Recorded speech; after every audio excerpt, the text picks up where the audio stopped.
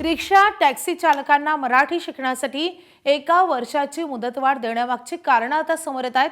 भीती नष्ट करण्यासाठी मुख्यमंत्र्यांनी हा निर्णय घेतल्याचं सांगितलं जात आहे। कमी कालावधीत कुठलीही भाषा शिकणं शक्य नसल्याचं मुख्यमंत्र्यांची धारणा आहे। म्हणूनच 1 महिन्याऐवजी 1 वर्षाची मुदत दिल्याचं समोर आलंय।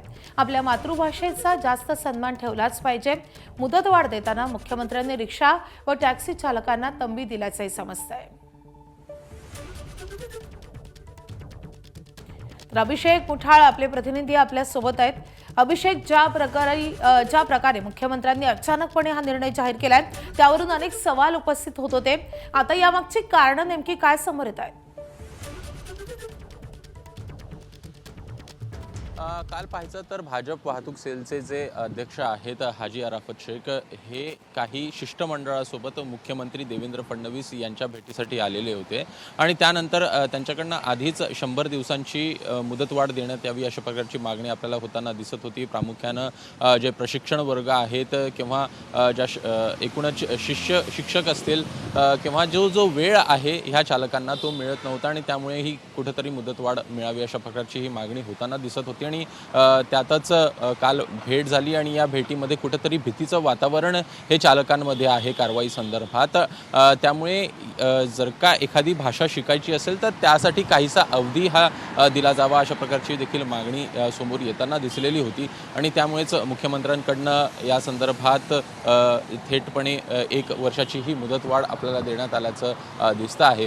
प्रामुख्यानं यामध्ये जर का पाहायचं अनेक रिक्षा चालक हे शिकण्याचा प्रयत्न करताना दिसत होते। जुजबी शिकावं, जुजबी मराठी बोलणं तरी यावं यासाठी ते प्रयत्न करताना दिसत होते। मात्र काहीसा वेळ हा कालावधी हा अपुरा पडत होता अशा प्रकारची तक्रार ही चालकांकडनं देखील येताना दिसत होती। एकूणच एखादी भाषा शिकायची असेल तर त्याला काहीसा अवधी हा द्यावा लागतो। सोबतच भीतीचं वातावरण आहे।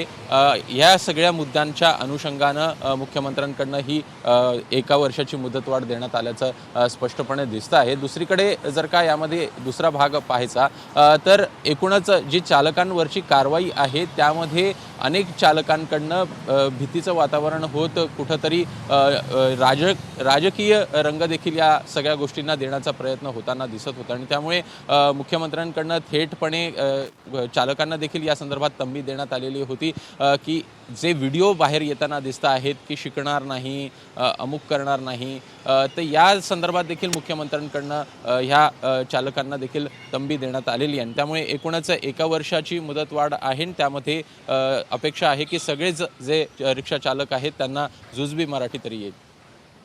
अभिषेक, धन्यवाद या सगळ्या सविस्तर माहितीसाठी। दरम्यान लाभले आम्हास भाग्य बोलतो मराठी असं म्हणत हाजी अराफत शेख यांनी मुख्यमंत्र्यांकडे मुदतवाढ देण्याची विनंती केली होती। त्यांनी मुख्यमंत्र्यांच्या बैठकीत नेमकं काय म्हटलंय आपण पाहूयात। मुख्यमंत्री हमारे रिक्शा चालक और टैक्सी चालक के सर पे आप हाथ रखेंगे। डर का माहौल ये लोग ने तैयार करने की कुछ संगठन के और कुछ पार्टी के लोग कर रहे, सारे लोग हम सीखेंगे तो हमको 1 साल की मुद्दत साहब आपने देना चाहिए, जो हम लोग अच्छे तरीके से जुजबी मराठी ने सुंदर मराठी को मी पुणेचा देव आळंदीचा आहे, मी सांगतो लाभले आम्हास भाग्य बोलतो मराठी, जहा लोक हरेच धन्य ऐकतो मराठी, धर्म पंथ जात एक जाणतो मराठी, एवढ्या जगात माय मानतो मराठी।